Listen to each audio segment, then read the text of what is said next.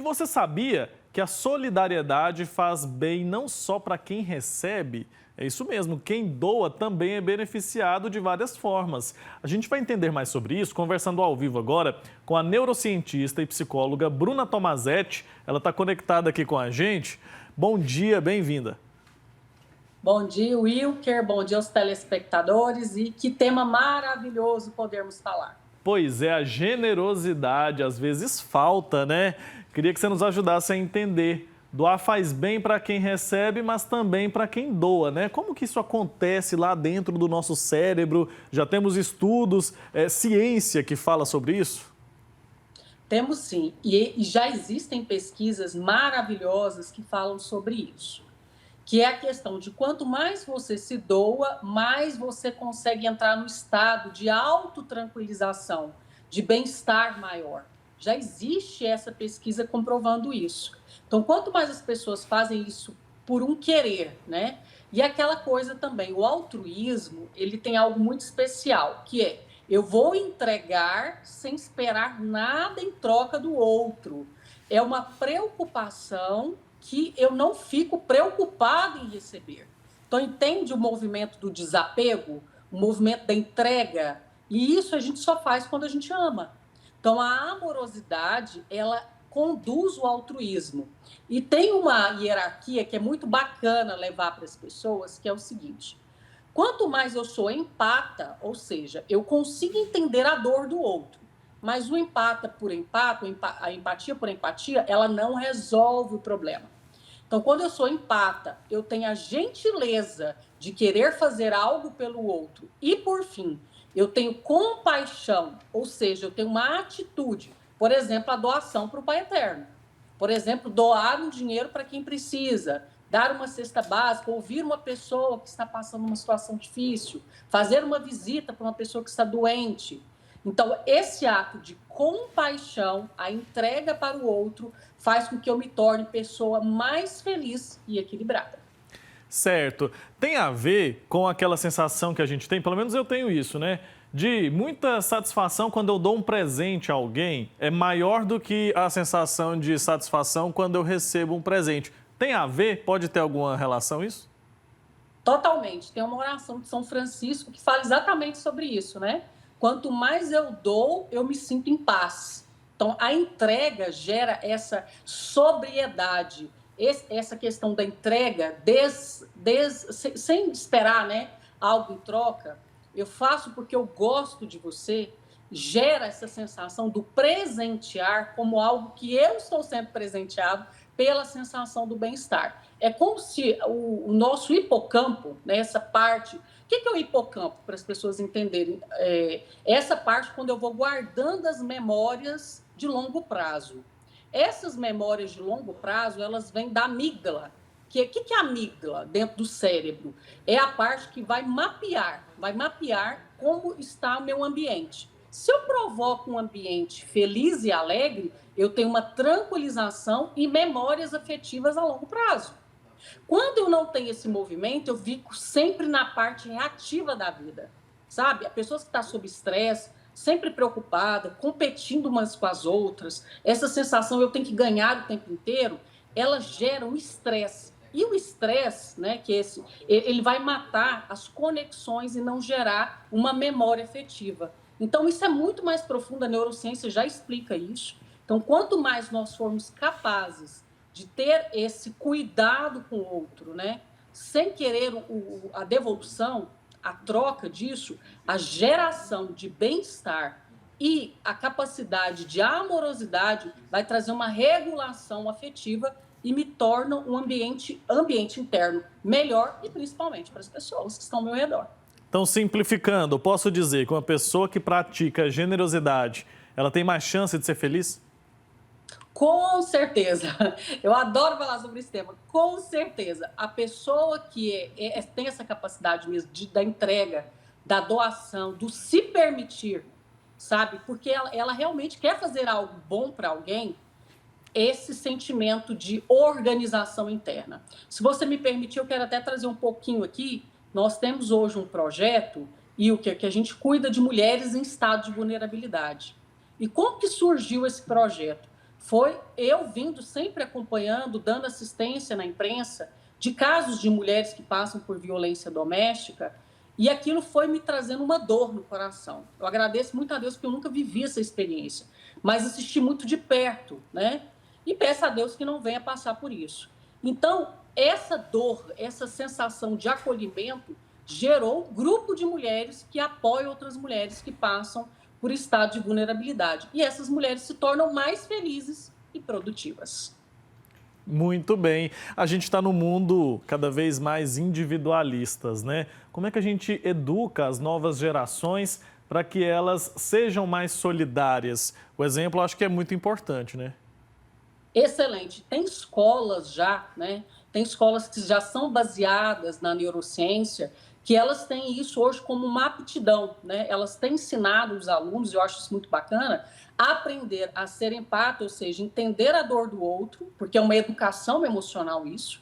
Eu educo, eu sou gentil, porque existe uma hierarquia, a gentileza vem da empatia, e aí eu começo a ter atitudes sóbrias de ajudar as pessoas em estado de necessidade. Então, isso, a educação fundamental, que não é só nas escolas, tem que vir de casa, essa educação, né, de cuidados que acontece ali no seio familiar, entre os pais, e isso vai dando desdobramento sobre os filhos e etc. É o esperado, que as pessoas convivam com mais amorosidade, com mais tranquilidade, para que ela possa gerar esse ambiente fortalecedor. E tem um detalhe que eu acho bacana também trazer para esse nosso bate-papo. A sociedade, ela só evoluiu quando as pessoas cooperaram uma com as outras. Quando há essa sensação de sempre de disputa, né, eu preciso ganhar, a ganância do dinheiro, o poder sobre todas as coisas, você percebe que muitos são desfavorecidos e poucos ganham. Então, quando todos nós estamos nessa sensação de cooperar, você pode ter certeza, todos vão ganhar junto porque são beneficiados.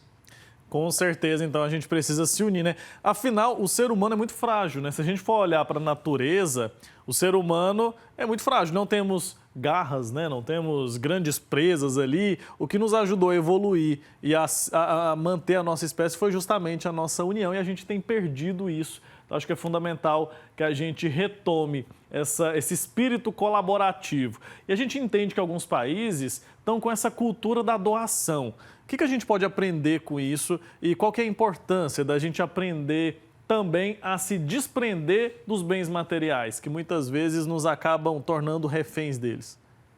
Olha, a evolução humana, e excelente colocação, a evolução humana, ela só vem do desapego. Então, para você ter um conhecimento maior, você precisa desapegar de padrões anteriores. E assim são as construções de virtudes na vida. Nós estamos aqui para evoluir. E a evolução é melhorar diante das adversidades. Ninguém melhora diante do que é bom. A gente melhora, por isso que às vezes as dificuldades são necessárias, para que possamos melhorar. E nesse ato de melhorar, nós vamos melhorar dentro de nós e vamos efetivar isso do lado de fora. Ou seja, eu vou olhar para o outro com um olhar de cuidado, de zelo. Por quê, Wilker? Porque eu faço isso comigo, com a minha pessoa. Então, eu consigo só dar aquilo que eu, de alguma maneira, tenho a semente interna. Então, esse cuidado, entenda, esse movimento bom, essa doação, esse altruísmo, né, mais generalizado, macro, ele acontece quando existe essa construção do amor próprio. Então, eu decido ser uma pessoa melhor. Com certeza, todos que estiverem à minha volta irão ganhar. Com certeza, então, que a gente consiga, né, praticar a solidariedade e a doação. E muitas pessoas dizem que não praticam a doação, não praticam a solidariedade porque não tem nada para doar. Como que a gente faz nesse caso? Olha só, nós todos temos algo a doar. Nós todos nós viemos com uma missão. Deus, ele é grandioso, né, na sua missão. Ele tem um mistério, mas ele é grande, porque nós viemos aqui exatamente para servir. Então, essa capacidade do serviço não é só dinheiro. Às vezes eu posso ir num ambiente, num asilo, que as pessoas precisam muito da escuta, da conversa, da troca de ideias. Eu posso, no orfanato, ajudar essas pessoas. Eu posso, em ambientes hospitalares, cuidar de pessoas que estão ali solitárias, jogadas sozinhas. Então, tem tantos ambientes que não depende do dinheiro, mas depende do ato da entrega, né? De poder ser servil no mundo. E isso nós vamos chegar a aquecer o coração das pessoas e com certeza essa pessoa ela vai ter uma reatividade positiva, só da minha presença de estar ali. Então, é algo tão necessário e simples que isso favorece a construção do bem maior, viu? Certamente, né? E que a gente consiga, então, ser mais generoso, colaborativo também em todos os ambientes. Até no ambiente de trabalho, né, doutora? Eu vejo hoje em dia nos ambientes corporativos uma competição muito grande, as pessoas acabam se tornando ainda mais individualistas do que são no dia a dia, seja na família, entre os amigos. No ambiente de trabalho também é fundamental que a gente tente colocar em prática a generosidade, né? Como é que a gente faz isso num ambiente que muitas vezes é tão selvagem, entre aspas? Olha, você me fez lembrar uma passagem que eu tive a semana passada. Eu sou uma pessoa que eu gosto muito de estudar e eu estou fazendo uma formação com pessoas de outros países, com a língua portuguesa. E nesse tempo atrás agora, eu tive uma mentoria com uma mulher que ela é uma executiva do Google, uma pessoa muito interessante. E na hora que ela se apresentou, Wilker, ela não tinha nenhuma formação profissional. Nenhuma.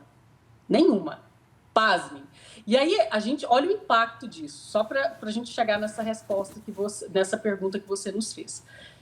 Eu achei tão grandioso, porque o Google, ele simplesmente validou a prática, porque ela é uma autodidata, uma pessoa extremamente interessante, inteligentíssima, validou a prática daquela mulher e colocou ela como uma executiva num determinado cargo lá.